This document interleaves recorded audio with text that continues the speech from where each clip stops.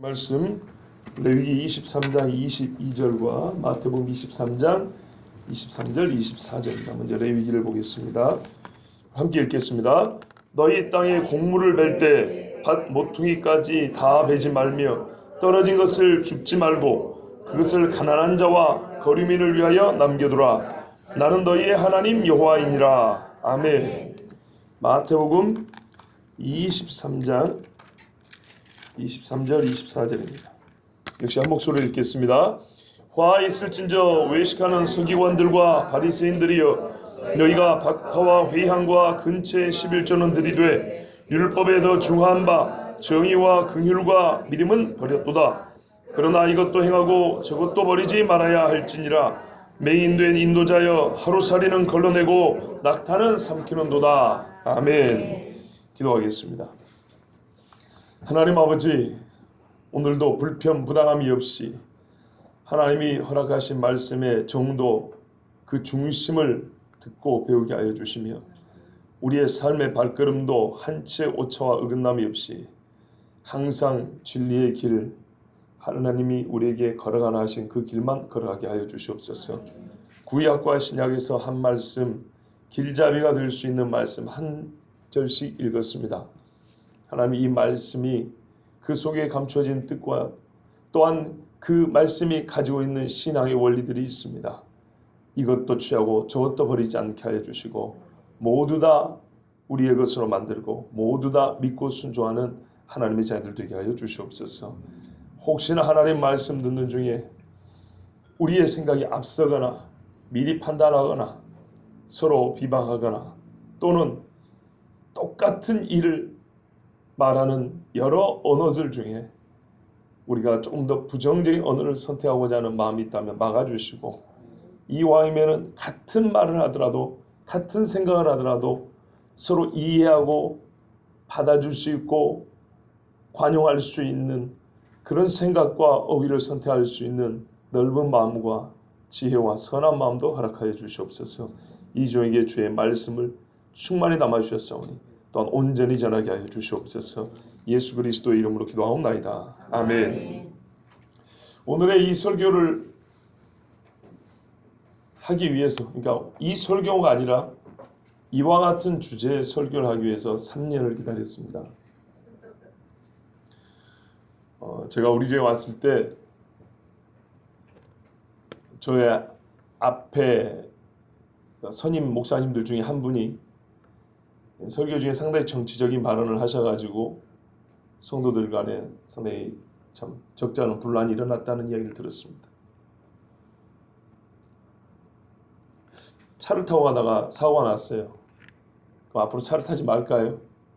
그런 건 아니죠.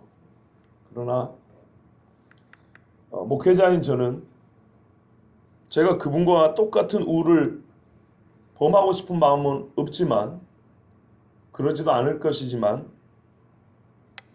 그런 상처가 있는 교회에는 스스로 조심하고 때를 기다린다고 장장 3년을 기다린 것입니다. 오늘 설교를 들으실 때는 목사도 3년을 기다려서 말하는 거구나, 서로 좀 이해하는 마음이 있어야겠습니다. 사실 설교해야 하고 할 수 있는 주제가 상당히 많습니다. 아직도 있습니다. 그러나 어떤 주제는 택하지 못하고 설교하지 못하는 것은 저의 부족함이기도 하지만 여러분이 받아들이지 못할까 봐 그래서 말하지 못하는 경우도 있습니다. 그런데 오늘 같은 주제는 진짜 제가 3년을 하고 싶은 말을 참고 있다가 그 중에 일부를 꺼내는 것이니 여러분도 그렇게 아시고, 그런다고 제가 어떤 한쪽 편을 다 이런 건 아닙니다. 대통령 선거도 끝났잖아요. 그런 거 아니에요. 3년을 기다렸으니까 여러분도 조금 이제 인간적인 측면에서 좀 마음을 좀 넓게 들어주시라는 의미고, 또 하나는 아까 말씀드린 대로 한참 민감할 때는 지났어요. 이제는 소위 안정과 평안의 때잖아요. 어쨌든 간에 이때 진짜 불편 부당함이 없이 전해야 혹여나 앞으로 무슨 일이 있더라도 도움이 되겠구나. 그러니까 지금이 적기라고 생각합니다. 한참 민감할 때는 가운데서 하는 말도 끌어당겨 듣기 나름이거든요. 그래서 지금 평온할 때 전하는 것이니까 여러분 서로 간에 어쨌든 간에 오해하는 일이 없고 좁은 마음으로 듣지 마시고 좀 넓은 마음으로 들으시기 바랍니다. 자, 여러분, 하나님은 무엇을 다스리시고 어디까지 다스리십니까? 하나님의 다스리는 영역이 아닌 곳, 아닌 분야, 아닌 사람이 있습니까? 없습니다. 저기 종에서부터 느부갓네살 왕 같은 대제국의 왕까지 다스립니다. 하나님은 모든 것을 다스리시며 하나님의 통치 영역이 아닌 곳은 없습니다. 그런데 오늘날 교회에서 마치 하나님의 통치 영역이 아닌 것처럼 여기는 것인데 그것은 정치입니다. 그러나 이는 참 반성경적입니다. 얼마나 반성경적인가 하면 옛적의 선지자들이 주로 맞서 싸웠던 대상은 다 왕들입니다. 중간 단계가 없어요. 가서 직접 말했어요. 저도 할 수만 있다면 대통령이 가서 직접 말하고 싶습니다. 지극히 정치적인 행위입니다. 우리나라 민족 대표 중에 그리스도인이 몇 명이 담아서 자랑할 때는 언제고 기독교인들이 정치적 발언을 하면 안 된다고 말한 이유는 어디 있습니까? 대한민국 국회가 처음 개회를 할 때 당시 목사이자 국회의원이 나와서 기도를 했습니다. 제가 알기로는 그렇습니다. 목사 아니면 장로예요. 하여튼 이분이 국회의원이었어요. 그래서 나와서 기도를 하고 시작했어요. 종교행위면서 정치행위입니다. 이거를 기독교인들이 한국 기독교 역사에서 자랑스러워하지 그거를 잘못했다고 말한다거나 부끄럽다고 말하는 사람은 아무도 없습니다. 그렇죠. 예. 강인희 집사님 안 보이는데 좀 보이는 대로 이렇게 같이 봐요. 예. 자, 그런데 왜 기독교인들이 정치적 발언을 하면 안 된다고 말하는가? 저는 오늘 현실적인 이야기를 할 겁니다. 그리고 끝까지 한번 들어보십시오. 첫째, 정교 분리 사상 때문입니다. 정치와 종교는 분리되어야 한다는 사상입니다. 이거는 근대 국가가 형성되면서 나온 사상인데요. 사실 그렇게 된 이유 중에 하나는 중세 교회가 세상 권력을 자기 손에 쥐고 로마 카톨릭 말이죠. 쥐었다 폈다 했어요. 왕 임명을 교황이 했어요. 폐위도 교황이 했어요. 그리고 그놈들을 얼마나 잘못했냐면 지금도 그렇지만 천국과 지옥을 자기들이 쥐락펴락 했잖아요. 말하자면 그런 거 아닙니까? 죽은 후에 세계까지 자기들이 다스리겠다고 면죄부 팔아먹고 연옥에 집어는 올라가니 어쩌니. 여러분 같으면은 그런 교회가 정치에 관여하게 내버려 두겠습니까? 나라도 그렇게 못하게 해요. 저 같아도. 그래서 정교분리 사상이 자리 잡은 겁니다. 그것만은 알지만 중요한 겁니다. 또한 이성으로 신이 없다라고 말하는 이성 중심의 인본주의 사상을 갖고 있는 사람들에게 어떻게 신에게 정치, 나라를 맡기겠어요? 어쨌든 세상 사람들의 인본주의 사상과 교회의 허물과 죄로 말미암아 정교분리 사상이 확고하게 자리 잡았습니다.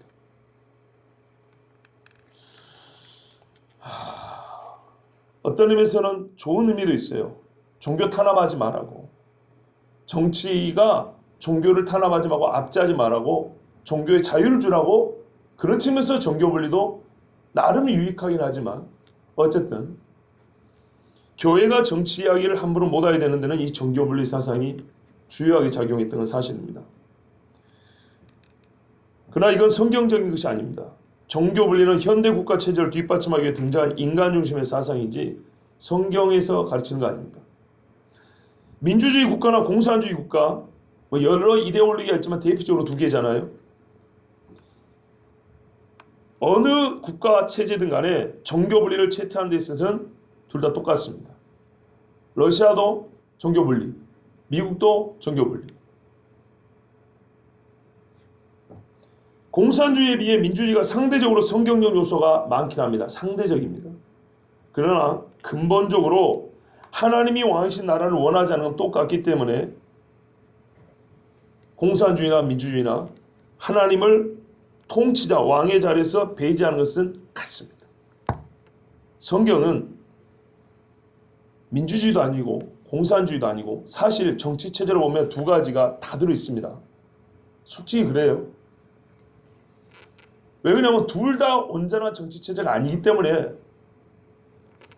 성경이 어느 걸 사람에 맞는 걸 성경이 택해줘야 합니까? 그런 거 아닙니다. 성경이 가르치는 정치 체제는요, 신왕정 체제입니다. 신이 왕인 정치체, 즉 하나님 왕정 체제입니다. 제 말이 거짓말입니까? 이스라엘 왕이 누굽니까? 하나님이죠.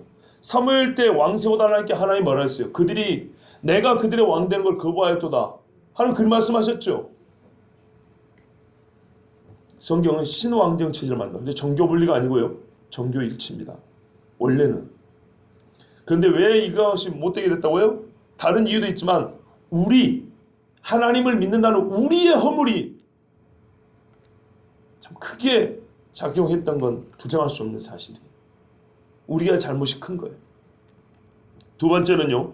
우리나라의 경우에 기독교인 내지는 교회가 정책 반응을 하지 말아야 된다 또는 삼가야 된다는 그런 근거 중에 하나가 뭐냐면 남북 대치 상황 때문입니다. 한번 이렇게 생각해 볼까요? 북쪽도 민주주의 국가면 이렇게까지 조심할까요? 아닙니다. 남북이 양립할 수 없는 상호 대립하는 정치 이데올로기를 갖고 대립하고 있기 때문입니다. 그래서 우리나라가 잘못함에도 불구하고 나는 이 나라의 잘못을 말한 것인데도 듣기에 그것이 곧 북쪽을 찬성하고 찬동하는 것처럼 갖다 걸면 그렇게 걸리는 겁니다. 그래서 조심조심하다 보니까 말을 못하게 되는 거예요. 무슨 말 이해되시죠? 나는 우리나라가 잘하면 잘한 거고 잘못하면 잘못한 말한 것인데 우리나라를 잘했다고 말한 것은 박수지만 잘못했다는 말은 곧 어떻게 해요? 북쪽을 찬성하는 거냐? 누가 그렇답니까? 그게 아니고 우리가 잘못한 걸 잘못했다 하는 것이지. 한 사람이 전부 다 잘할 수는 없잖아요. 한 국가, 한 정부가 모든 걸 잘할 수는 없잖아요. 여러분 보장하십니까? 여러분이 지지하는 정당이나 여러분이 지지하는 대통령이나 정치가가 내가 지지하니까 100% 항상 옳다라고 자신할 수 있습니까?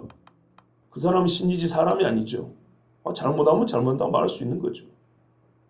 그런데 남북 대치라는 그것도 상극인 정치 이데올로기로 대치 상황이라는 것 때문에 이리저리 서로 자기에 반대되는 쪽으로 오해하거나 이렇게 덮어씌우기 식으로 이렇게 생각하는 경우가 많기 때문에 참 말하기가 곤란하게 된 겁니다. 반국가적 인물로 오해될 수 있기 때문이죠. 사실은 그것이 아닌데. 세 번째 이유입니다. 지역감정 때문입니다. 정말 사라져야 될 몹쓸 병입니다. 누가 만들었고 왜 만들었는지 언제 만들었는지도 다 압니다. 일제시대에 지역감정이 있었습니까? 이승만 정권 당시에 지역감정이 있었습니까? 없었습니다. 내 고향 사람 외지 사람 반가운 그런 거 말고요. 외국 가서 한국 사람 만나면 반가운 것이 국가주의, 민족주의자입니까?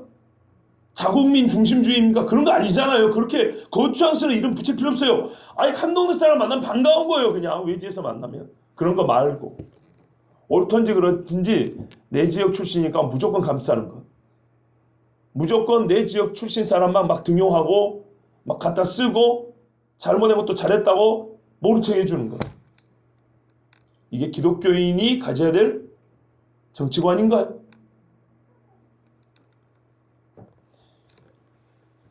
이스라엘에도 보면 다윗이 위기를 겪고 돌아올 때마다 유다 지파가 항상 앞섭니다. 유다 지파가.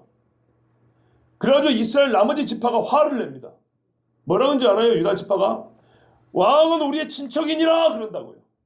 혈연을 강조했어요.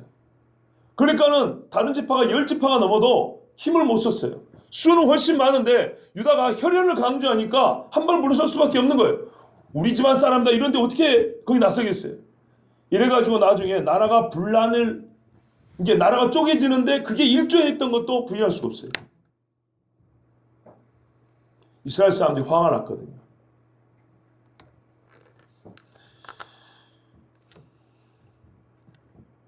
여러분, 성경을 읽고 예수를 믿는 자들이 모든 종족, 이종족을 넘어서 모든 종족, 세계 열방의 복음을 전한다면서 한 종족 안에서 땅을 나눠가지고 서로 싸운다. 이제는 좀 그만해야 될 때 안 됐습니까? 고작 그 정도에 머물러서야 되겠습니까? 그럼에도 불구하고 교회에서 정치적 발언을 하지 말아야 할 가장 현실적인 이유는 출신 지역에 따라 성도 간 견해가 다르고 다툼을 일으킬 여지가 크기 때문입니다. 이게 현실이죠. 그만큼 미안하지만 우리 수준이 거기까지란 거예요. 인정해야 됩니다. 우리나라 교회의 경우는 아까 말씀드린 이 크게 세 가지 경우 때문에 성경에서 가르치지도 않고 구원하지도 않는 정치적 발언 금지라는 이상한 전통의 틀에 갇혀 있습니다. 제가 몇 주 전에 설교했죠. 정통인가 전통인가. 이게 정통입니까? 저는 이 틀이 마귀와 교회의 쉬운 굴레라고 생각합니다. 어떤 차원에서 하는 말이냐면요.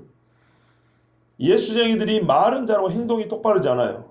그러니까 세상 사람들이 뭐라 비난하죠? 저것들은 한가에 빠지면 주둥이만 뜰 거예요. 주둥이만. 그럼 어떻게 해요? 그 비난 듣기 싫어서 혹은 들을까 겁나서 이제 말도 안 하죠. 그런 말을 들으면 어떻게 하면 돼요? 말을 금하는 게 아니고 행동을 잘하면 되는 거예요. 그러면 두 가지 다 사는 거거든요. 참 한수만 바꿔 생각하면 되는데.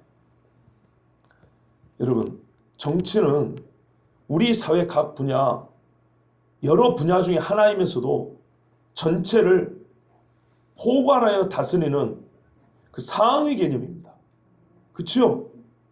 정치 지도자가 바뀌니까 각 분야가 지금 달라지고 있잖아요. 봐보세요. 자기가 정치만 하겠다는 게 아니라 대통령 후보들 보세요. 교육은 이렇게 하겠다. 경제는 이렇게 하겠다. 환경은 이렇게 하겠다. 복지는 하겠다. 다 그러잖아요. 뭐가 바뀌면? 정치가 바뀌면 다 바뀌어야 되는 거예요. 그런데 기독교인들이 정치적 반을 금한다는 말은 무슨 의미인지 아시겠어요? 밑에 사람이 까불어봐야 자질구레한 데는 얘기해봐야 소용이 없는 거예요. 위에가 안 바뀌면. 근데 정작 중요한 문제에 대해서는 기독교인들이 생각의 발전을 가질 수가 없어요. 왜? 대화를 못하고 말을 못하니까. 이 하나님이 원하는 것일까요? 세상 나라를 다스리는 자들이 아무 말도 못하게 하고 인간 사회의 어떤 영역보다 가장 큰 힘과 영향력을 가지고 있는 정치와 정치가에 대하여 아무 말도 못하게 입을 막음으로써 이 세상이 더욱 악하게 가도록 내버려두고 이에 대해 교회가 책임의식도 못 가게 만드는 영적 마약입니다. 정치적 발언하지 마라. 그래서 오늘은 저는 교회와 정치에 대해서 말씀을 전합니다. 그 중에 다는 아니고요. 한 가지, 교회의 보수성과 진보성. 이 한 가지 주제에만 집중하려고 해서 전하려고 합니다. 사실 이런 주제는 불필요합니다. 성경은 바른 것을 보수하라. 여기서 보충은 고친다는 게 아니고 보호하여 지킨다는 겁니다. 계속 지켜서 전수하라는 얘기입니다. 바른 것은. 잘못된 것은 고쳐서 진보하랍니다. 고쳐서 개혁해서 나가라는 얘기예요. 성경 그렇게 말하고 있거든요. 그래서 교회가 보수냐 진보냐 이건 원래 잘못된 말이에요.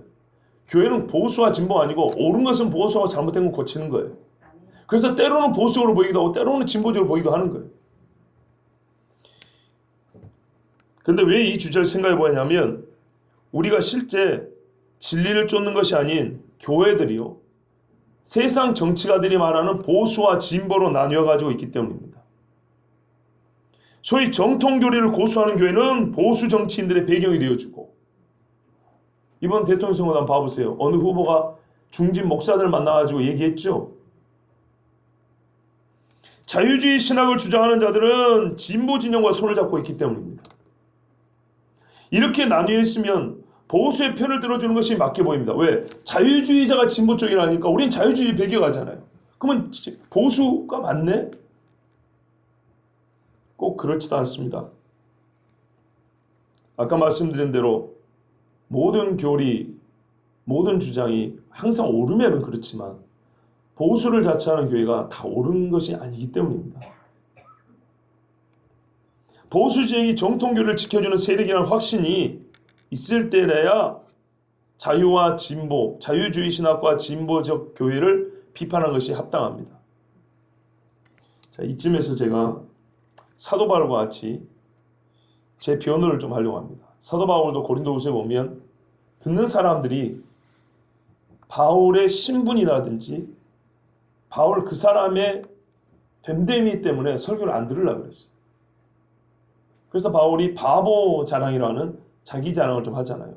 무슨 말하면 당신 무슨 사도라고 이렇게 했단 말이에요.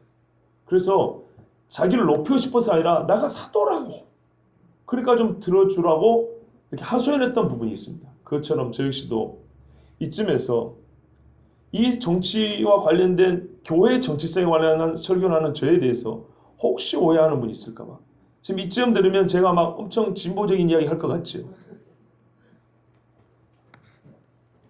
속으로 그러니까 지금 한 목사 당신은 교회가 진보적이어야 한다. 진보 정당을 지지해야 한다. 뭐 그런 이야기 하려는 거 아니냐. 그런 생각을 하시는 분도 계실 것 같아요. 자, 처음에 불편, 부당함이 없다고. 나 그런 거 아닙니다. 여러분, 그래서 제가 변호를 조금 하고 다시 말씀 이어가겠습니다. 대학교 다닐 때나 신학교 다닐 때 제 주변에 가까이 지낸 친구, 기숙사에서도 다른 애들은 안 살라 그래도 제가 가까이 했던 친구들 주로 영남, 경상도 사람들. 잘 아시다시피 저는 전남 여수 사람이죠. 그리고 대개 교회 목사들이 가보세요. 담임 목사가 경상도 사람이면 부교육자들 거의 경상도 사람입니다. 담임 목사가 전라도 사람이면 거의 전라도 사람이 부교육자로 들어옵니다. 실제 그렇습니다. 아, 거짓말인 줄 아세요? 잘 모르셨어요? 가보세요. 목민교회 목사님이 제가 알기로는 호남권 출신입니다. 그래서 호남 출신 목회자들이 그쪽으로 많이 갑니다. 이렇게 말하거든요. 대형교회 목사들은 다 경상도 사람인데 그 중에 몇 안 되는 교회 전라도 목사들이 있는데 같은 지역 사람들 좀 뽑아줘야지. 명성교회 가보세요. 김상원 목사님 출신이 어딘지 아십니까? 제가 알고 경북 영주입니다. 제가 거기 대학부 시절을 보내고 왔잖아요. 거기 목사님들은 뭐 서울 분들도 있지만은 지방에서 온 분들은 대부분 그쪽입니다. 나중에는 이제는 시대가 지역 이렇게 안배를 좀 해야 된다 그러니까 조금씩 자기 출신과 다른 지역 이렇게 부교육자들을 청빙해서 하지만 대부분은 자기 출신 지역의 사람들을 부교육자로 청빙합니다. 우리 교회가 아무리 작아도 저라고 못 되겠습니까? 그러나 여러분 아시는 대로 제가 적극 추천한 두 여자 전도사님은 대구와 울산 출신입니다. 진짜요. 좀 우리 홍 전도사님 섭섭할지 모르지만 저분보다 제가 더 적극 우리 장로님들 당회에서 아니까 제가 더 적극 추천하고 오랜 시간 또 이렇게 말 그대로 좀 설득을 하려고 했던 분들은 대구 출신 전도사님, 울산 출신 전도사님.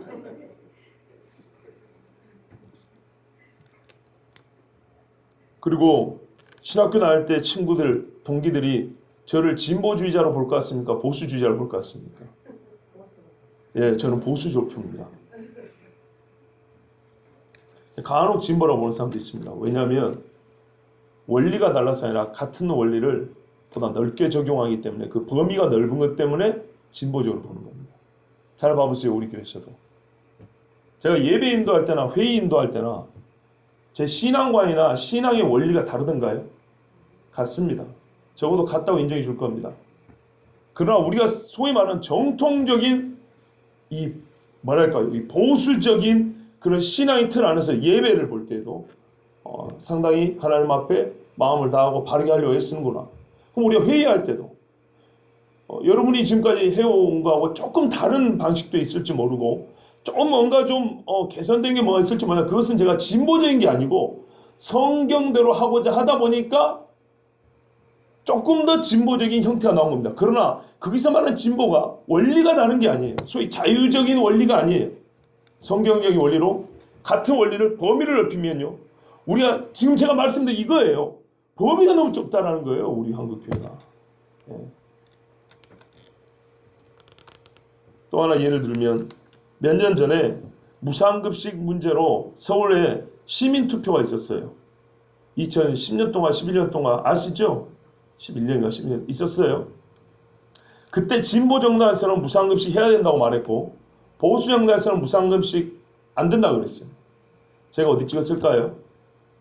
지났으니까 뭐 대통령 선거 출구조사도 하던데요. 뭐 지났으니까 말씀드릴게요. 나는 반대했어요. 무상급식 안 된다고. 내 새끼가 공짜로 밥 얻어먹는 게 기분 나빠서 그런 게 아니에요. 왜 반대했을까요? 이게 전체주의적 국민 양성 방법이거든요. 아이들은 국가가 키운다. 그러면 나중에 국가가 어떻게 돼요? 수령 아바이를 부르고 자기 아버지를 아버지 안 부릅니다. 옛날에 이탈리아나 러시아나 파시즘 이 전체주의 국가 나라 전체를 한 뜻으로 그냥 몰고 가는 거예요. 반대는 없어요. 그러기 위해서는 어떻게 해야 되냐? 어릴 때부터 한 국가 독재자에게 절대 복종하게 만들어요. 그러면은 모든 혜택과 선물이 다 그 통치에서 오는 것처럼 해야 돼요.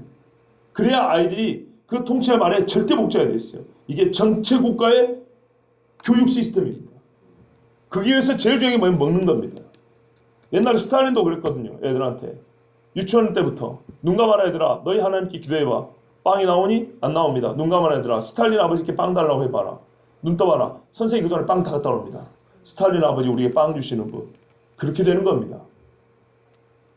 예전처럼 들어놓고는 하지 않지만 그 원리에 있어서 전체주의적 국민 양성 방법과 원리가 같기 때문에 나는 반대한 거예요. 제 수준이 깊고 높다라고 말하는 게 아니라 기독교인들은요. 표면 이하의 그 속에 심층을 봐야 된다는 겁니다. 진보고 보수고 문제가 아니고 그거는 잘못된 방법이에요. 그래서 저는 반대했어요. 이번에 대통령 선거 뭐 15분까지 있었던가요? 뭐 죄송합니다. 뒤에 계신 분들은 뭐 어쩔 수 없고 앞에 5분 1번부터 5번까지 여러분 몇 번 찍으셨어요? 제가 몇 번 찍었을 것 같습니다. 아마 제가 이런 설교를 안 하고 했다면 여러분 속으로 1번 찍었겠지? 그렇겠죠. 왜? 젊은 사람이고 전라도 사람이니까. 아니요. 저 보수 정당 중에 한 사람한테 찍었습니다. 제가 그동안에 이런 이야기 잘하는데 왜 지금 이야기합니까? 제발 적어도 목사인 저를 볼 때는요. 젊은 사람, 전라도 사람 이런 생각 좀 하지 마세요. 제발 좀 안 해줬으면 좋겠어요. 그 정도 수준의 사람을 목사로 불렀으면 그냥 나가라 그러세요. 제가 하나님 나라 외친 사람이 이 조그만 땅덩어리에서 땅 나눠가지고 우리 편, 이 편 고작 그 정도 수준으로 설교할 수 있겠습니까? 그런 마음을 가지고. 지금 대통령 보니까 잘해요, 정도. 네, 잘하는 거예요. 근데요, 저는 그분 안 찍었습니다. 보수 정당의 어떤 후보에게 표를 줬는데 정치적 힘은 작지만 정치인으로서 소신이 있고 정치 철학이 제가 찬성할 만했어요. 그리고 기독교인으로서 연대감을 느낄 만했어요. 모든 사람이 다 버려도 내가 옳다라고 믿는 그곳을 그 길을 걸어가 보겠다. 사실 비기독교인이지만 우리 기독교인이 본받아야 할 자세였거든요. 바람이 이리 갔다 저리 갔다 내 편, 네 편, 어디 출신 지역, 어디 지역 이게 기독교인들이 오히려 더 작은 바람에 살랑살랑 넘어갔다 이리 왔다 저러는 거거든요. 그런데 기독교인도 아닌 이 정치인이 우리가 본받아야 할 모습을 보이더라고요.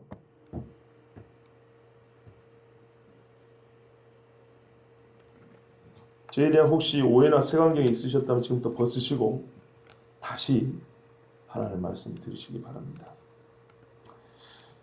제가 한마디 덧붙이면 그렇기 때문에 저는 상당히 보수적인 목사들이 선거를 앞두고 나는 어느 후보를 지지한다고 설교 중에 말한 거 있죠? 나 그거 반대 안 합니다. 왜요?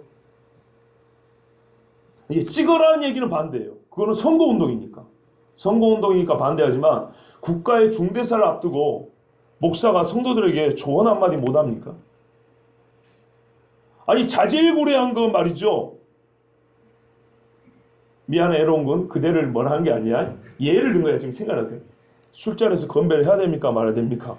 이런 거 목사한테 물어보고, 나라의 통치자를 뽑는 경우에 있어서는 목사님 생각에는 우리나라가 지금 돌아가는 모양을 볼 때 어떤 후배가 나은 것 같습니까? 뭐 이런 이야기 서로 못 나눕니까? 그러면서 주의 종이니 주의 사자니 하면서 나라의 대소사에 대해서는 뒤로 제껴놓고 자신이 보낸 거 가지고 목사의 뜻을 물어봐야 되고 목사의 허락이 있어야 된다고 여러분 그렇게 말씀하십니까? 옛날에 구약에도 그랬거든요. 이 나라에 선지자가 없어서 우상에 물어보느냐고. 이 나라에 아직 하나님의 종들이 그래도 있습니다. 이 나라에 기도하는 사람이 없어가지고 그런 중대사를 가지고 중대사안이 있을 때 목사한테 가서 얘기 한번 못 해보고 서로 견해 한번 같은 사람을 찍으라는 얘기가 아니에요. 서로 토의 한번 못 해보고 의견 한번 못 나눕니까? 왜 이런 걸 다 막아놨지요? 누가 그랬습니까? 저는 그래서 오히려 나는 그런 목사들을 나쁘다고 생각 안 해요. 옛날에 독일에서는 그랬다니까요. 히틀러를 찍으면 안 된다고. 히틀러를 따르면 안 된다고 교회에서 외쳤다니까요. 우리는 그걸 잘했다고 그러잖아요. 신사참배하면 안 된다고. 잘했다고 그러잖아요. 근데 왜 잘했다 해놓고 지금 우리는 그걸 못했다고 잘못했다고 말합니까? 찍으라고 하는 건 선거운동인데 적어도 국가의 중대사에 있어서 하나님의 종들이 연예인도 지지성명 표현하던데 목사가 연예인만 못한가 보죠? 왜 못합니까? 교회 장로님들이 젊은 친구들 같이 대화하면서 너희는 어떻게 생각하냐? 우리가 지금까지 살아온 경험에 이런 거 있다. 서로 이렇게 이야기도 못합니까? 뭐 그게 무슨 죄라고 입을 이렇게 막고 막 누구 막 눈치 보고 더 이상 그러면 안 됩니다. 정말 어떻게 보면 화가 나는 거예요. 중요하고 큰 것은 다 빼놓고 좁쌀 많은 작은 문제는 해결하라고 목사들 불러놓은 것 같이 그러면 안 됩니다. 자, 교회 보수성과 진보에 대해서 다시 한번 계속 보겠습니다. 이론으로만 그칠 수 있는 문제가 아닙니다. 그래서 제가 우리 눈앞에 있었던 대통령 선거 예를 언급하지 않을 수가 없고요. 물론 간접적으로 쓸 것이지만 또 교회가 성도들의 모이기 때문에 조금 더 우리 피부에 와닿게 교회를 안 하고 그냥 기독교인 그럴게요. 기독교인이 보수인가 진보인가. 자, 여러분 오늘 설교 제목을 보십시오. 보수 기독교인, 진보 크리스찬. 일종의 풍자를 느낄 수 있습니다. 기독교는 한자 표현이고 크리스찬은 영어 음을 딴 것입니다. 같은 사람입니다. 같은 사람을 어느 언어로 부르느냐에 따라서 발음이 좀 다른 겁니다. 기독교인, 크리스찬. 다르게 말하면 그리스도인 할 수도 있죠. 그런데 이 호칭에 따라서 정치적 성향과 방향이 다르다고 할 수 있습니까? 그렇지 않죠. 그런데 이 말도 안 되는 일이 우리에게 벌어지는 것을 제가 알기 때문에 일부러 이렇게 붙여놓은 거예요. 기독교 한자 표현 쓰면 보수고 크리스천 영어 쓰면 서양물 좀 먹어서 진보입니까? 그럼 미국 사람들은 전부 다 크리스천이니까 다 진보주의자인가요? 아니죠. 얼마나 우스운 논리인지 아시겠죠? 근데 우리 교회에 보수와 진보를 할 때 이런 우스운 논리가 있어요. 자기 속임의 프레임입니다. 보수란 옳은 가치와 전통을 지킨다는 뜻이고 진보란 잘못된 것을 고치고 바꿔서 옳게 변화시킨다는 뜻입니다. 그리고 그 개념을 바로 쓸 때 보수는 보수다워지고 진보는 진보다워지는 겁니다. 그럼 한국교회가 대부분 보수적인 성도로 구성되어 있다고 그렇게 말들 합니다.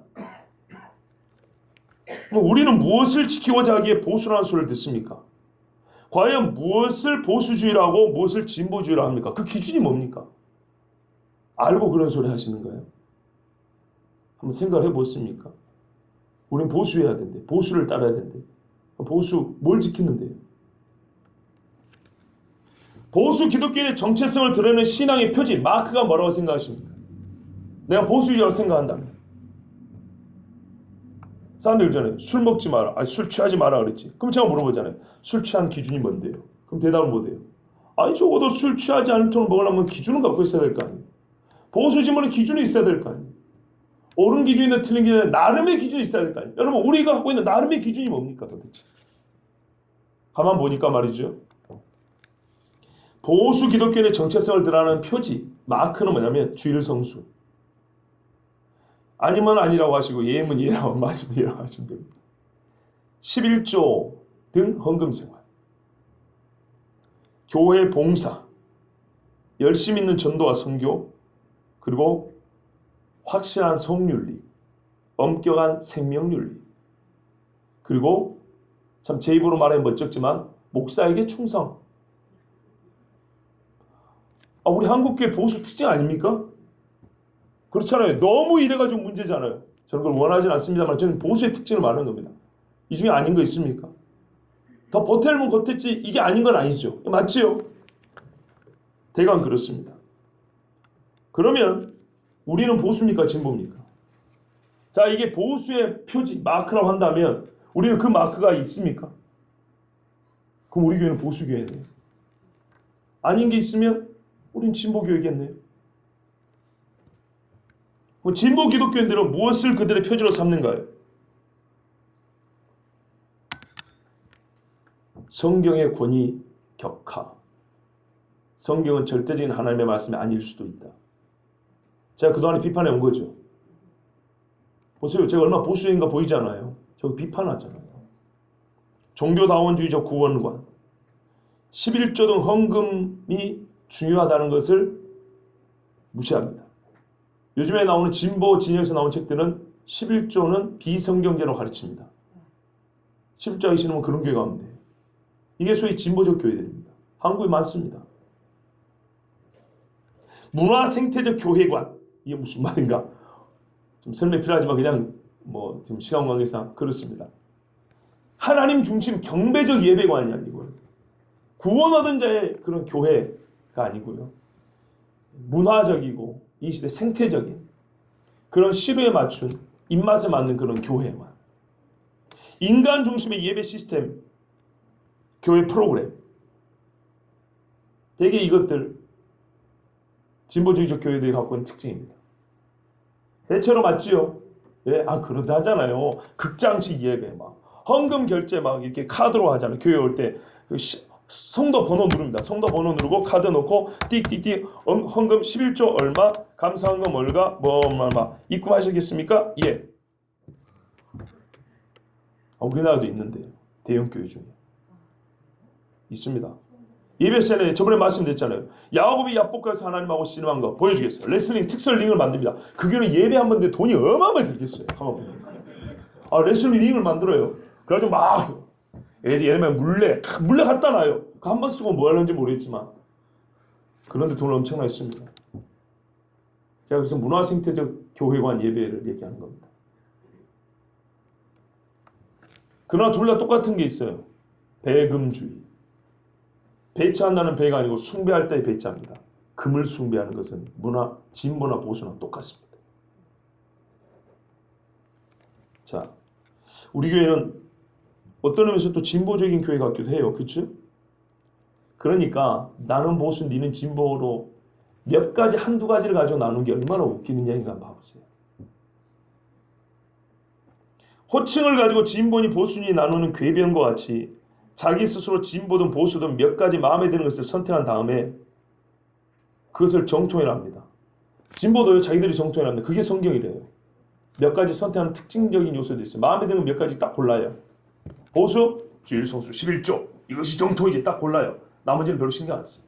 저쪽 환경을 돌봐야지, 사회개혁해야지, 성경이 그걸 가르치고 있잖아. 이거 딱 골라요. 나머지는 신경 안 써요. 그리고 그것이 정통이 돼요. 정통이래요, 서로. 한두 가지 입맛에 맞는 거 고른 다음에. 그 다음에는 그것을 철저히 지키며 신앙생활을 바로 하는 것이냐? 나는 이것을 지키리라. 보수주의를 자처하는 교회와 성도가 참 많습니다. 조금 더 현실적이고 우리의 속사를 노출하는 예를 한번 들어보겠습니다. 한국교회 성도들은 기독교의 정통가치, 성경이 보수하라, 즉 지키라는 규범과 의의가 생명윤리와 성윤리에 한정되어 있는 듯한 느낌을 지울 수가 없습니다. 무슨 말이냐면요. 보수 기독교, 진보 기독교 서로 입맛에 맞는 몇 개 고른다 그랬죠. 그것이 막 정통인 것이 붙는다 했죠. 보수 기독교가 붙드는 거 보면 윤리를 아주 강하게 붙들어요. 윤리. 그 중에서 무슨 윤리요? 생명윤리, 성윤리.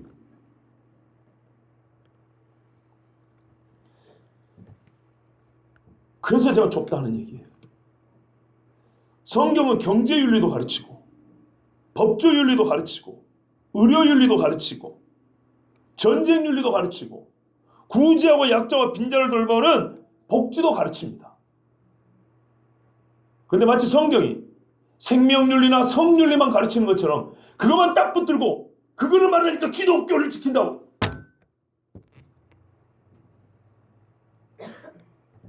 유독 성윤리에 집착하여 나머지는 가볍게 별로 중요하지 않게 여기는데, 여러분 성윤리만 지키면 교회를 지켜주는 것입니까?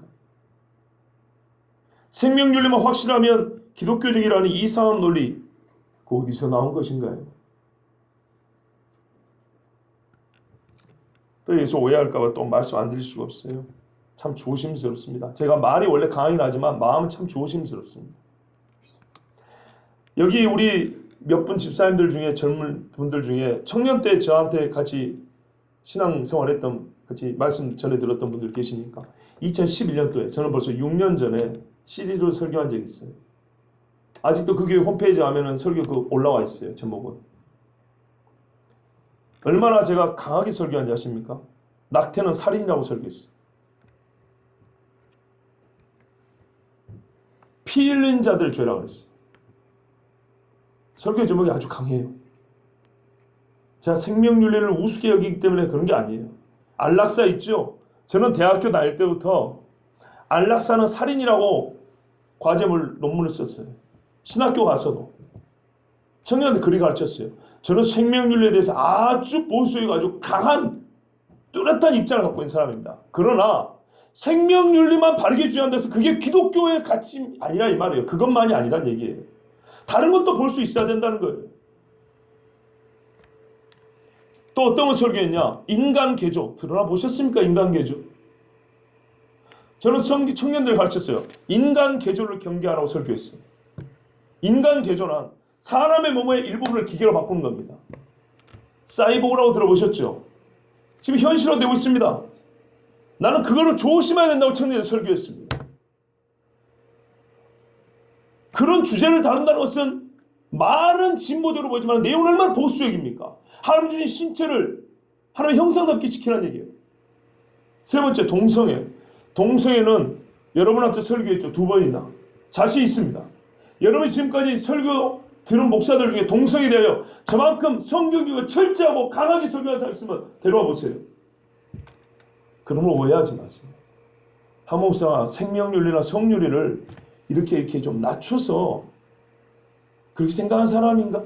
그런 사람 아니에요. 제가 말하는 것은 이 두 가지만이 우리가 지켜야 될 보수인 것처럼 생각하는 이 속 좁은 사고를 문제 삼는 거예요.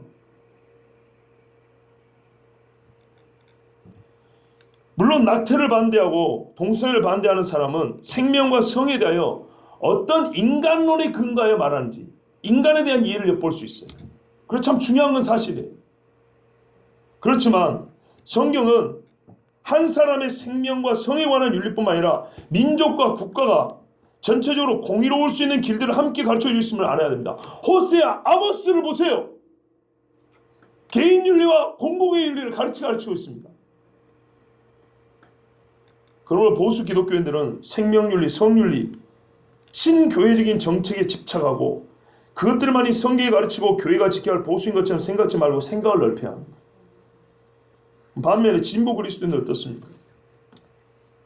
이 사람들은요, 보수 기독교인들이 한대하는 것, 그 중에 좋은 것들을 보수하는 희한한 역사를 보이고 있어요. 아까 뭐라 했죠? 가난한 자를 돌보는 거. 이거 성경이 지키라는 거거든요. 진보 교회들이 오히려 이런 거 잘하는 거 있어요. 가난한 자를 돕고 사회적 정의를 실현하는 일에 앞장서고 있습니다. 이거는 잘하는 거예요. 왜인지 아십니까? 사회의 불이라는 건요, 죄의 결과들이거든요. 그러면 사람이 죄를 회개하고 돌아서면 그 뭐예요? 회개에 합당한 열매를 맺으라 했죠. 죄로 말미암아 삐뚤어진 것도 고치는 일을 같이 해야 되거든요. 개인이면 개인이고 사회면 사회고 조직이면 조직이고. 이걸 바로 구조적 불이라고 합니다. 구조적으로 삐뚤어진 거는 바로 우리 뼈가 삐뚤어지면 어떻게 해요? 빠져서 바로 바꾸죠. 그런 것처럼 내가 뭘 잘못해서 뼈가 빠졌구나 이걸 깨닫는 걸만 족한 게 아니고 앞으로는 그러지 말아야지 이걸로 족한 게 아니고 삐뚤은 걸 곧 펴야 된다는 거예요. 이런 거를 구조개혁이라고 하는 것이고 무슨 뭐 회사에서 말하는 그런 의미가 아닙니다. 구조적인 불의를 정의롭게 바로잡는 일. 이건 성경이 하라고 하는 겁니다. 성경이 뭐라고 하는지 아십니까? 갈라디아서 같은 데도. 바울과 사도들이 선배 사도들 만났을 때 복음이 같다는 걸 알았어요. 우리가 지켜야 될 복음의 핵심이 같다는 걸 알았어요. 그러면서 말하느냐? 복음 전하는데 가난한 자 돕는 것을 잊지 말라고 그랬어요. 왜 그래요? 가난이란 대개로 하나님 주신 경제윤리를 지키지 않았기 때문이거든요. 경제윤리를 바로잡으면서 그 잘못된 경제윤리 때문에 해를 보는 사람을 돕는 일을 같이 해야 된다는 거예요. 말하자면 우리 식으로 말하면 보수와 진보가 얼마나 잘 조화되는지 몰라요. 말은 보수하지만 이게 바로 뭐예요? 하나님 말하는 공의예요. 공의. 사랑과 공의예요. 근데 이 진보주의자가 놓치고 있는 것이 뭐냐면요. 사람의 고안과 제도의 개혁으로 이 땅을 새롭게 하고 사람을 살릴 수 있다는 생각. 자기들이 유토피아를 만들 수 있다는 제가 그토록 비판했던 거 있죠. 이런 헛된 망상들을 가지고 있어요. 사회적 정의를 신뢰할 수는 있지만 한 사람의 영혼도 구원하지 못하는 성경을 들고 다니는 거예요.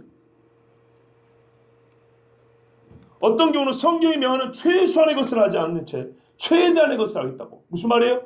본질적인 거. 예수를 믿고 구원을 얻는다. 이 소리는 한마디로 뭐라고? 예수 믿는 사람들이 사는 사회를 깨끗하게 하겠다고. 최대한의 것을 하겠다고. 넓게 스케일을 넓게 하겠다고. 최소는 할 줄은 모르겠어. 최대한의 것을 하겠다는 이런 망상을 가진 사람들이.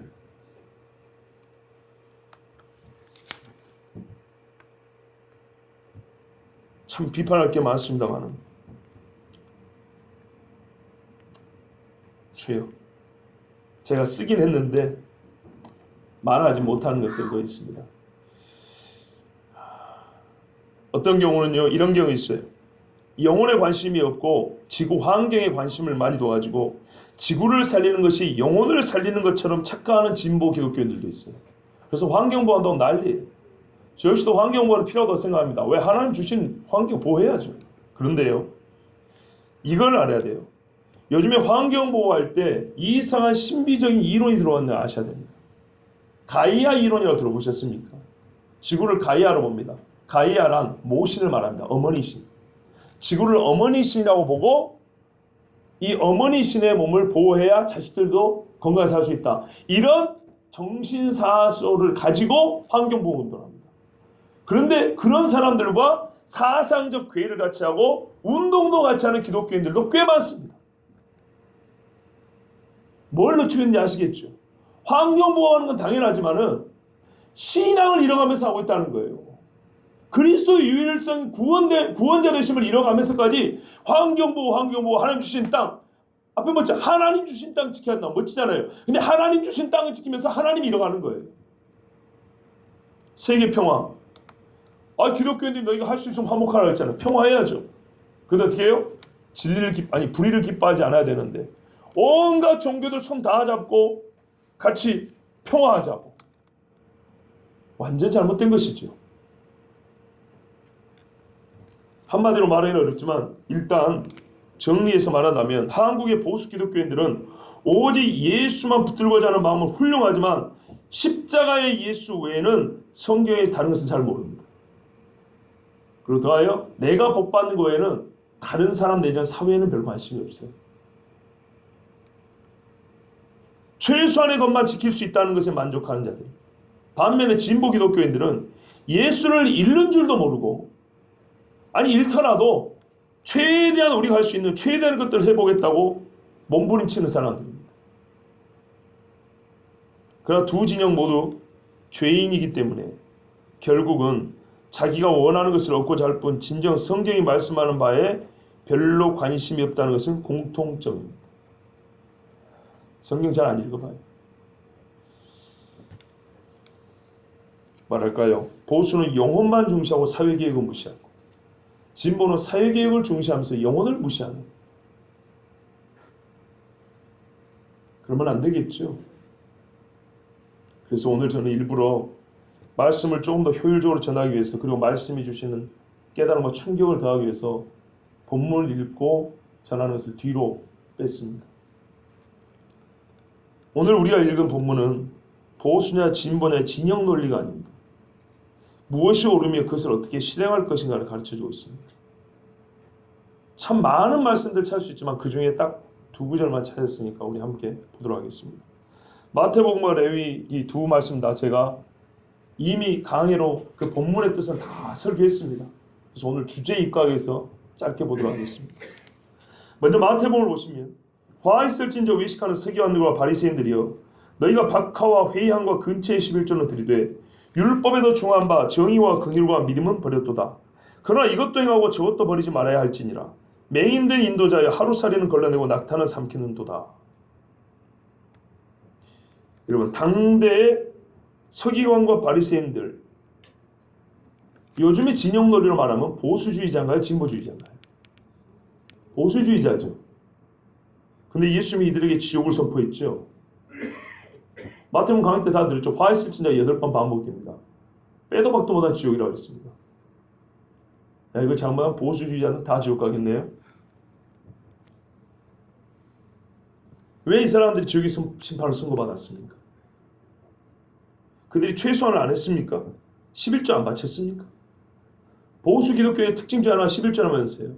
중직자 피택 제2 요건이 11조입니다. 제1 요건 주일 성수, 제2 요건이 11조입니다. 맞죠? 어느 교회나 이거는 거의 공식입니다. 그러면 외식하는 세관들과 바리새인들이 11조를 얼마나 열심히 했나 보십시오. 박하, 회향, 근체. 우리는 월급 내지는 금전적 소득에 대한 11조라지 박하, 마늘 10개 뽑으면 하나 11조 합니까? 누가 사탕 10개 주면 하나 11조 합니까? 말하자면 그런 말이에요. 채소들입니다. 향료들입니다. 엄청나게 열심히 있는 사람들입니다. 그러면서 뭐라고 말했겠어요? 우리처럼 11조 안 하면 너희들은 하나님을 섬기는 게 아니야. 이렇게 말했겠죠. 아, 그랬잖아요. 아, 손 안 씻는다고 예수님 뭐라고 제자들 보고 율법 어겼다 뭐라고 그랬잖아요.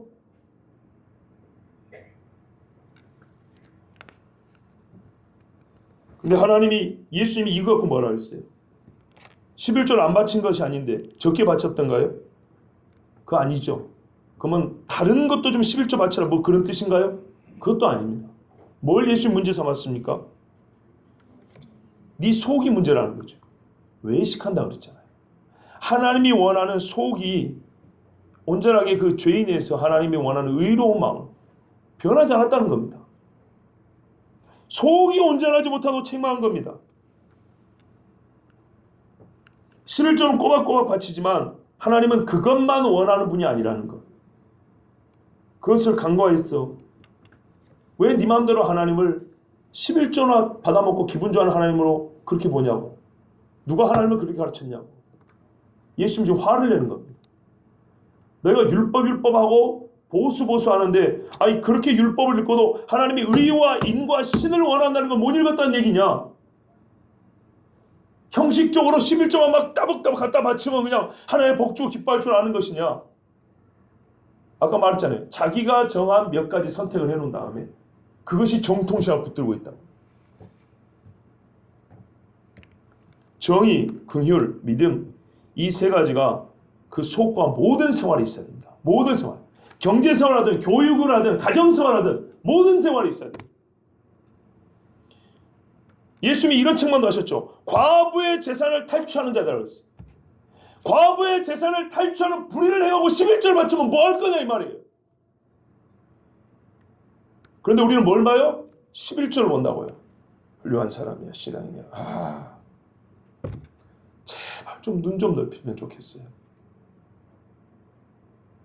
거추장스러운 옷을 입고 높은 자리에 앉아 백성들이 그럴듯한 위엄을 풍기지만은 뒤로는 로마인들하고 결탁했고 자기 민족에 핏바람 오는 사람들 아닙니까? 믿음이 어디고 의의가 어디 있어요? 우리가 이와 같은 본문을 통해서 많은 것을 배웠으면서도 현실 정치를 얘기할 때는 우리가 이런 말씀 전혀 기억하지 못합니다. 우리 다 정치생활 하거든요. 투표도 정치생활이고 뭐 관공서 가거나 뭐 어디 뭐 국회의사 나 이거 다 정치생활이거든요. 그런데 이런 말씀 들을 때는 들을 때고 상관없어요. 아, 누가 어느 교회 뭐 어느 국회의원이 어느 교회 안수 집사님이고 장로입니다 하면은 덮어놓고 그냥 우리 편인 줄 알고, 아, 그 사람이 야 교회 11조도 많이 오고 그런다더라 그러면 그냥 막 훌륭하다. 우리가 그 정도 눈을 갖고 있어서는 안 되겠어요. 예수님 말씀합니다. 이것도 행하고 저것도 버리지 말라. 만일 이렇게 가르치지 않는 자라면, 이 두 가지가 다 중에도 가르치지 않는 사람이라면 하루 살리는 걸러내고 낙타는 삼키는 바보 중에 바보, 눈 감은 인도자로 말합니다. 아니 이래 딱 물어보면 아는데 이거를 하루 살리는 삼켜, 아니 하루 살리는 걸리고 낙타는 삼킨단 말입니까? 이렇게 어리석은 거예요. 제 이야기가 아닙니다. 한국교회 특히 정통 보수라고 말하는 자들은 꼭 이와 같습니다. 몇 가지 가치를 정한 다음 그것만이 기독교인의 정체성을 지키는 것이냐 말합니다. 그러면서 뒤로는 온갖 나쁜 짓을 다 합니다. 제가 교회 이름을 한국말로 실명을 대하지는 않지만 영어 이니셜을 갖고 MS라고 들어보셨어요? MS면 어딜까요? 그 교회는 지금 담임 목사님이 물러날 때가 다 됐습니다. 그 아들이 저보다 한 10살 많은데요. 미국 유학 갔다 온 목사입니다. 그 아버지 목사님이 아들한테 교회를 물려주고 싶어가지고 옛날에 교단 총회를 할 때 본인 교회 차례가 아닌데 억지로 자기 교회에서 하자고 그랬어요. 왜요? 자기 교회에서 하면 총대들이 자기 뜻을 그래도 좀 들어줄 거 아닙니까? 대접 잘해주면. 그래서 자기 교회에서 했는데도 불구하고 부결됐어요.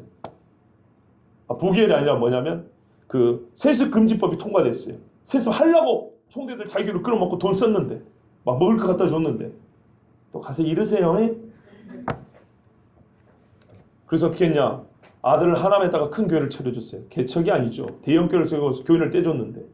대형교회입니다. 처음부터. 그런 다음에 몇 년이 지나자 어떻게 된줄 아십니까? 교회 합병. 교회 합병은요, 교회가 무너졌고 문 닫을 때 하는 것이 합병이에요. 아니면은 정말 같은 신앙으로 좀 뭉쳐보자. 너와 내가 이렇게 나눌 게 아니라 같은 신앙관으로, 예, 그렇게 하면 신앙생활을 해보려면 이런 신앙의 뜻이 모일 때 합병하는 거예요. 그런데 그 아들한테 교회 물리려고 빙글빙글 돌려가지고 세습 안 된다니까 별개의 교회를 세워준 다음에 말 그대로 다른 교회 목사님 청빙하면서 그 교회 합병. 창피해서 어디 막 고개를 듭세했어요. 세상에서 지금 뭐 삼성이 현대니 뭐 인수 합병이니 뭐 어째 이거 지금 조사한다 난리잖아요. 그래서 보수요? 한국교회를 이끌어간다고요? 교회만큼 해갖고 내가 어느 교회 누군데 제발 그런 데서 벗어났어요. 이제 강남의 SR교회 교회 짓는다고 주변 사람들 피해를 얼마나 줬는지, 공사도 먼지도 좀 날리고 소음도 날 수 있죠. 그 정도가 아니죠. 제도를 바꾸고 관공서 찾아고 로비하고 아마도, 예, 교회를 온갖 편의시설을 다 갖다 놓고 무슨 지하철과 연결을 하고, 그것 때문에 교회가 얼마나 시끄러운데요. 예? 목회자가 자기 죄 지은 거를 회개하면 괜찮다니까요. 회개 안 하고 막 숨기고 감추고 그러면서 돈이 어쩌고저쩌고 하면서, 누가 모든 걸 우리가 잘한다는 얘기 아니잖아요. 잘못할 수도 있잖아요. 머리 숙이고 잘못다 인정하면 좋잖아요. 그놈없이 밀어붙여서 삐까 뻔쩍한 교회 세워놨습니다. 좋습니까? 그 교회에 세워진 상징물들이 얼마나 이교적인 것들이 많은데 그건 분별하지 못하고 멋든 거 돈 들여다가 비싼 거 갖다 꽂아놓으니까 좋습니까? 우리 주님이 진짜로 좋아할 거라고 생각합니까? 우리 예수님이 그런 분인가요? YS 교회라고 저기 서울에 있는 어느 섬에 있는 교회 있죠? 큰 교회. 서울에 섬에 있는 건 모르세요? 도자 붙은 데 있잖아요. 서울에 촌도 있잖아요. 리자 붙은 데도 있고 섬도 있고 도자 붙은 데도 있고, 그 도의 지주 같은 큰 교회 있잖아요. 한국의 대표적인 보수교회고 한국교회의 성장을 이끌었던 교회랍니다. 자랑스럽습니까? 뭘 지켰죠? 무엇에 관심을 가졌습니까?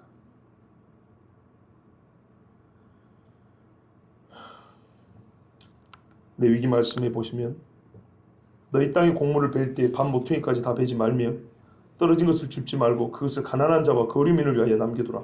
나는 너희 하나님 여호와이니라. 오늘날 전 세계 어느 국가가 이와 같은 법을 가진 나라가 있습니까? 만일 여러분은 본문과 같이 토지 소출을 거둘 때 밭 모퉁이는 베지 못하도록 하고 떨어진 것도 줍지 못하게 하고 그것들은 전부 가난한 자들 와서 거두다가 탈곡해서 먹도록 하겠다는 공약을 내거는 대통령 후보가 있었다면 찍어주겠습니까? 안 찍어주겠습니까? 이런 생각 못 해보셨죠?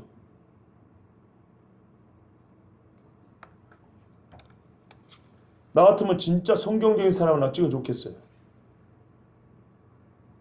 그런데 만일 그 사람이 동성애자라면 어떻게 하실래요? 이럴 때 깊은 고민이 필요하다는 겁니다. 나는 진보주의니까 사회정의, 그렇지, 토지 소출을 꼭 똑같이 나눠야지. 아니, 아무리 배가 불러도 성윤리를 지켜야지. 나는 동성애 찬성하면 안 돼. 둘 다 하나님의 말씀에 비춰보면 옳기도 하고 그르기도 해요. 그렇죠? 어떻게 하죠? 그러니까 서로 논의를 해보고 서로 의견도 좀 나눠보고 그 사람이 이거는 주저하지만 또 다른 건 어떻게 뭔지 좀 종합적으로 봐야 될 거 아닙니까? 예? 그래서 어쨌든 한쪽을 찍어야 된다면 그래도 조금이라도 더 큰 그림 안에서 오른쪽 그 나중에 있어서도 조금 더 하나님 말씀에 그래도 좀 근접한 사람을 찾아내려고 애를 써야 될 거 아닙니까? 그런데 진보주의나 토지정의 아싸 보수자는 동성애 반대 그렇지 이런 빌어먹을 놈들 이게 뭐냐 이 말이에요 도대체.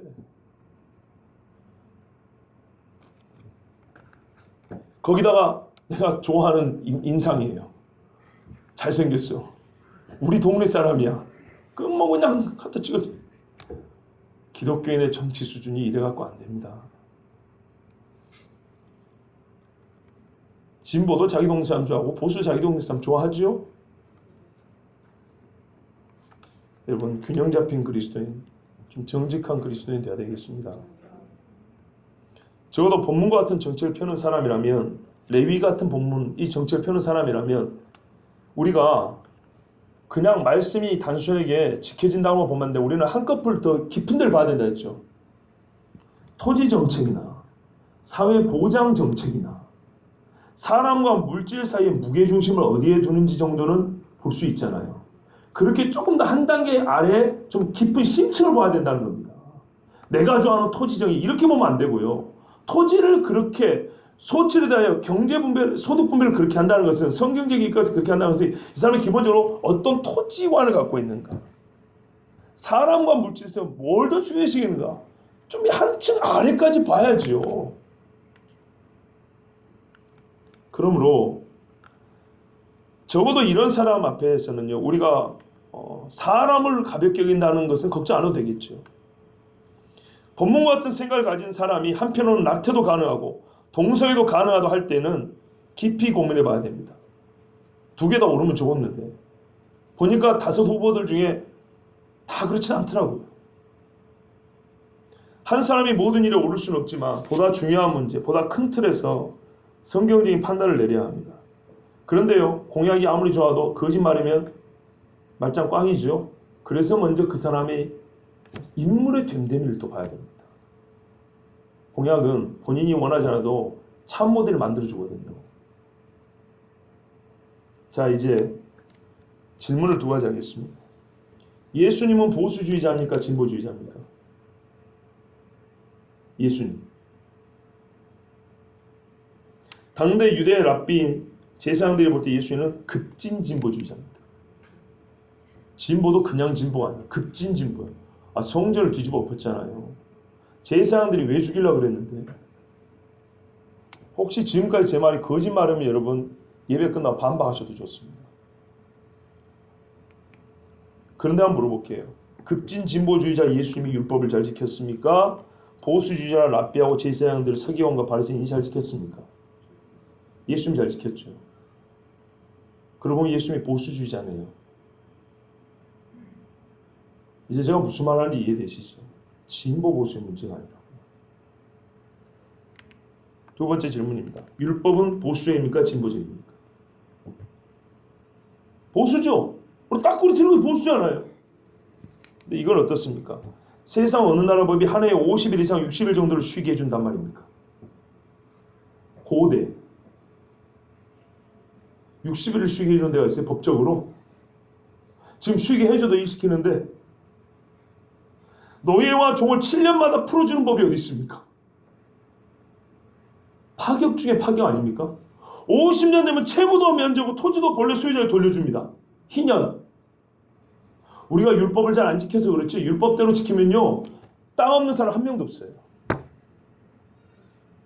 보수요? 우리 다 진보주의자예요. 7년 안식년 지킨 사람이 어디 있고 50년 희년 지킨 사람 어디 있는데요? 지켜보셨어요? 다 진보주의자들이네. 우리가 정말 나의 정치적 입장, 내가 정치로 어떤 위치에 있는지, 어느 스펙트럼 이렇게 좌우가 어디 있는지 성경적으로 보면요 자기 자신에 매우 잘못 알고 있었다는 걸 알게 돼요.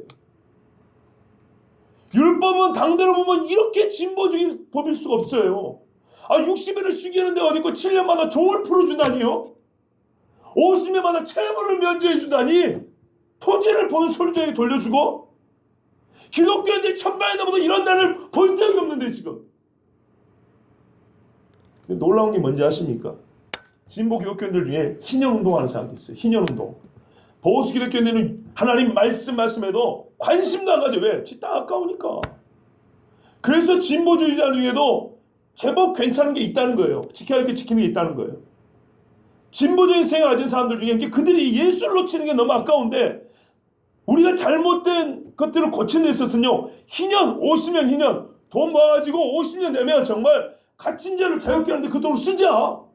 이래가지고 돈을 50년 동안 모은 사람도 있다니까요. 기금을 모은 사람. 그 사람들에 비하면 우리는 아무것도 아니에요. 진짜 말씀에 순종. 예배 잘 듣는다고 이게 다 순종 아니라니까요.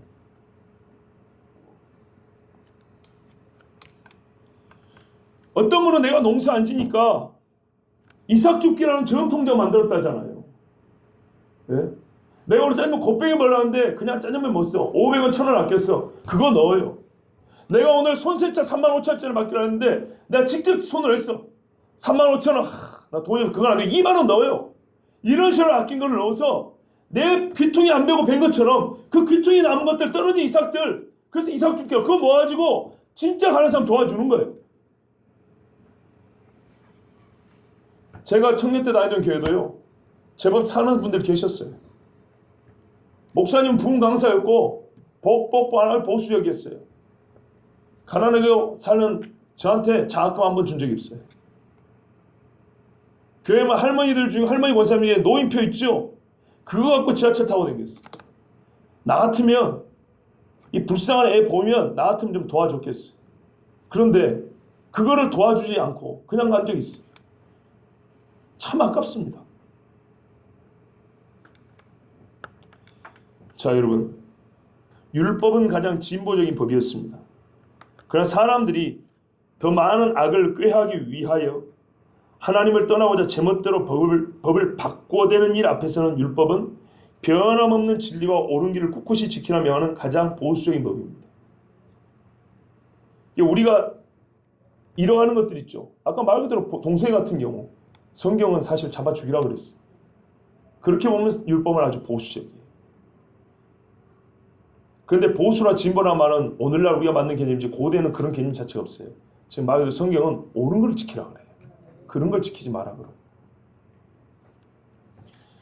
예수님이나 율법이나 진보적이라 말할 수 있는 것은 하나님의 뜻과 공의에서 사람과 사람의 법과 제도가 이미 한참이나 멀리 떨어져 있기 때문에 그것을 돌이키는 입장에서 볼 때는 진보적이라 말할 수 있어요. 그러나 동시에 예수님과 율법이 최고의 보수라 말할 수 있는 것은 진리와 본래 하나님께 주신 말씀을 지키고자 하셨고 그걸 지켜야 한다고 가르쳤기 때문에 보수인 거예요. 만일 사람들이 처음에 받은 명령을 지키고 죄를 범하지 않았다면 예수님은 칭찬했을 거고 율법은 주어질 필요도 없었을 겁니다. 이것도 행하고 저것도 버리지 말라. 복음을 전하면서 가난한 자 돕기를 생각하라. 몸에 붙어있는 윤리뿐만 아니라 몸을 둘러싼 윤리도 생각하라. 교회를 중요하게 생각하면 교회가 서 있는 땅도 중요하게 생각하라. 성전을 뒤집어 엎으셨지만 나라를 전복하지 않으셨습니다. 그러나 끝내 그 나라를 다시 찾으시러 예수 오신다 했습니다. 우리는 그 중간에 사는 사람입니다. 그럼 우리는 어느 길을 가야 되겠습니까? 보수 진보가 아니고요. 그건 세상 사람들이 만드는 프레임 말고 틀입니다. 우리는 바른 길, 옳은 길을 가는 겁니다. 완전한 모범이 될 수는 없지만 종교개혁자, 교회개혁자 칼빈은 로마 카톨릭에 저항한 개혁주의자입니다. 진보주의자입니다. 왜요? 로마가 잘못했으니까요. 그러나 이 사람은 제네바 시에 가서 스위스 제네바에서 제네바 의회와 함께 교회 법정을 세웠습니다. 제네바 시를 완전히 하나님 말씀이 다스리는 시로 만들려고. 그러니까 세속적으로 다스리는 것을 막고 옛날처럼 하나님 말씀으로 다스리고 교회가 사람들의 옳고 그름을 가르치고 판단하는 그 권한을 갖게 하려고. 그렇게 뭐 엄청 보수적이죠. 컨시스토리라는 요즘으로 말하면 노회와 당회 중간쯤에 있는 교회 재판국을 설립을 했습니다. 잘못된 카톨릭에는 매우 진보적이었지만 세속적으로 세상 나라가 이렇게 자꾸 운영이 되는 것은 성경적으로 돌리려고 교회 재판국을 만들었던 사람입니다. 그렇지만 우리는 칼빈을 보수주의자니 진보주의자니 이렇게 딱지 붙이지 않습니다. 그냥 교회 개혁자, 하나님 말씀을 지키려고 했던 훌륭한 신학자 이렇게 말합니다. 보수 기독교인, 진보 크리스찬. 우리는 보수파도 진보파도 아니고 진리파입니다. 그리스도에는 오직 진리를 따를 뿐입니다. 진리를 따르기 때문에 때로 같은 주장을 하는 자가 진보에 있을 수도 있고 보수에 있을 수도 있어요. 어디까지나 우리가 그들과 같은 목소리를 낼 때는 성경대로 말할 때입니다. 그러나 성경대로 말하지 않으면 진보니 보수니는 무의미합니다. 예수 그리스도를 믿는 그리스도인인 저와 여러분, 하나님께서 온천한 만물을 다스리심을 믿습니까? 그렇다면 정치도 말하세요. 경제도 말하시고 교육도 말하시고 성경적 사고관을 갖추고 진리의 입각의 뜻을 세우고 가장 크고 넓은 또는 깊은 곳에서 진리에 근접한 자를 정치의 파트너로 삼으시기 바랍니다. 제가 이 설교를 대통령 선거 전에 했으면 문제가 심각했겠죠. 그래서 끝나고 합니다. 평온할 때 앞으로 잘 생각하시라고요. 다시 한번 말씀드립니다. 제가 보수주의자 편 들었습니까? 제가 진보 편 들었습니까? 그거 아니죠? 저는 제 주변 동료들한테 뭐라고 듣는다고요? 보수주의라고 듣는다고요. 그런데 이런 정치적인 메시지를 전하는 것 자체가 프레임에 갇혀 있는 사람은 진보라고 생각합니다. 아니라니까요. 오히려 대통령 선거 같은 민감한 사안을 앞두고 자기의 견해를 밝히는 사람은 대부분 보수적인 목사님들입니다. 절대 우리가 그러니까 이쪽 저쪽 나누기가 참 어려운 거예요. 사실 정말 어려운 거예요. 그러니까 이제부터 그리스도인은요, 보수니 진보니 이런 이야기를 할 게 아니고 성경이 말하는 바에 가면 지금 이때는 우리는 어떤 선택을 해야 되는가, 무엇을 따라가야 되는가, 이렇게 서로 혼자 부족하면 같이 논의하면서 연구하는 것이 바른 자세인 겁니다. 내가 좋아하고 내가 원하는 몇 가지 한두 가지 정한 다음에 이것이 진리야라고 이렇게 가고 이것만이 우리가 지켜야 될 성경의 핵심, 본질이야. 이거는 문제가 있습니다. 큰 은혜를 끼치라고 했던 건 아니지만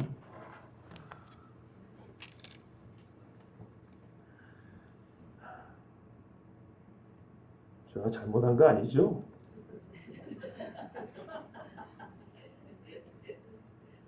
근데 이 정도를 모두 외친다면 목사 안 하랍니다.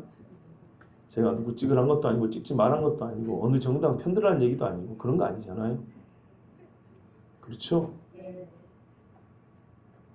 어찌 아합한테 대들겠습니까? 어찌 바알 앞에 와서 소리치겠습니까?